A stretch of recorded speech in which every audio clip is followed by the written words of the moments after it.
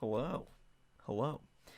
I got a new mic, so it's gonna be in the way most of the time, but that's alright because today we're gonna learn how to texture Yoda. Now, I was gonna make this for some kind of, I think it was Clinton Jones's render challenge, and I figured that I'd just do Yoda. So I really like this lighting. The collar is really weird because I tried to do something with it, didn't really work. But I didn't even enter this into the contest, but that's okay. Because one, I always feel guilty using other people's like 3D models and stuff, but I thought this would be a cool 3D character texturing kind of tutorial. So what we're gonna do is we're gonna go to this mode, get out of that hard working computer mode, and we're gonna go to object. So this is basically the whole nope, not that one. Oh, not that one either. This one, just a little more complicated.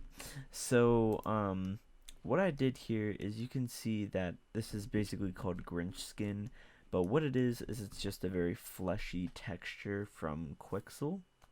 Quixel does some incredible things, and you can definitely check them out, download their stuff, download their free stuff, which great materials, and I think a lot of them are even based on photogrammetry displacement, which is also the one that you want. So this is just a fleshy texture hucked into a principled BSDF.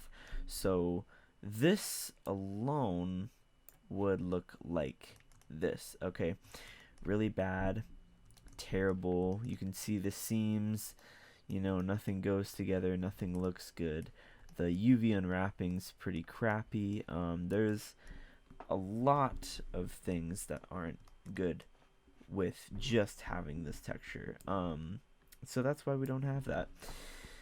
And then we have whoops, let's do that. And then we have this texture, which is just a principled BSDF, which is green, and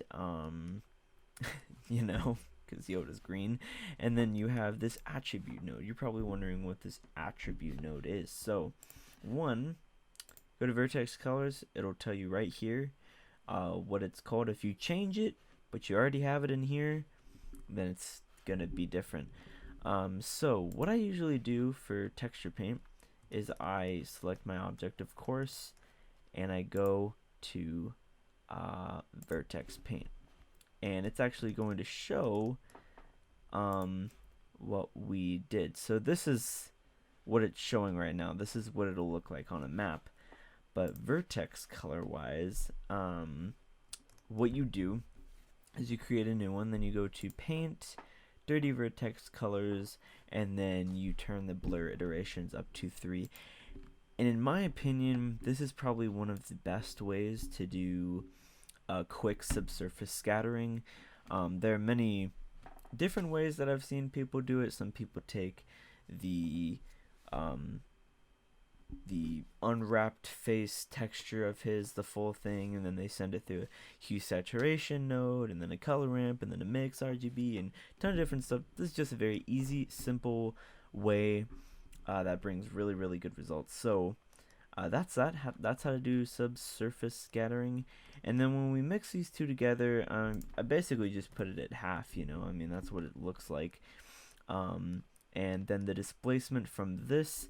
This is the cool thing about displacement, is that you could have a totally different material on your 3D model, but the displacement could be from a totally different texture, but you're bringing it in as the texture for this thing. So that's the cool thing about it, is that the displacement maps don't always depend on having the same material, which is really cool. That's actually what I did I'll show you real quick. That's what I did for this. I was working on a project for a friend. I know there's a ton of different unrelated things in here, but he wanted a Louis Vuitton snake.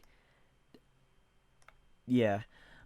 He wanted a Louis Vuitton snake, which was interesting, and I tried to make the texture. It was very weird texture, but this, you can see the bump, you can see the displacement, and this is actually coming from this texture right here. It was the original one I did, and I was like, well, why not just keep it as the displacement for this right here? And so, together you get that. So back to Yoda, So, this and this together, I just want to show you real quick, without the next part. This is what he looks like. Okay, pretty interesting. But we can, of course, make that look even better. So you can actually see the what I do. Oh, whoops. You can actually see the cool part about the subsurface scattering is that it actually gets in these deep parts of his face, and it brings out the green. So that's one trick that I also really like about it. And then another thing is get an ambient occlusion node. I have been using this so much. I've been using the ambient occlusion node on a lot of things since I actually discovered what it was. It's basically just an edge detection node is what it is. And so what you do is I mixed this shader with another mixed shader, and I had the factor as the ambient occlusion node. So color to factor, and then this right here, the distance is basically how strong you want it to be. It's kind of like the scale or mid-level on the displacement. It's the same thing here. So if we bump it up all the way, it'll go crazy. So I think I had it on no, that's the highest. So you can only see it in this. You can see it's pretty crazy. So 0.01 is what you want. I saw the 10. And it's definitely different. And so we have that, and this is the color that will come out in the factor that the ambient occlusion node is bringing. So yeah, and that all together is how you make Yoda.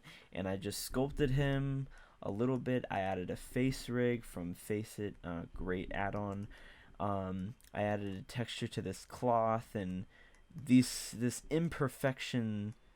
imperfect 3D modeling right here actually made it look like it was cloth. And then this is just a 3D model from cults.com that I just used for it. So yeah, and then these are just randomized. So thank you guys for watching. We hit 50 subscribers, which is really awesome. Was not expecting that. We were at 17 about a couple weeks ago, and then out of nowhere, one of my skin texturing tutorials went from about 40 to almost 1,000 views a couple of weeks. And for a small channel like me, that's kind of a big deal. So I'm really happy that this is gaining traction, and I hope to make more videos like this. So thank you guys so much for watching, and I'll see you later.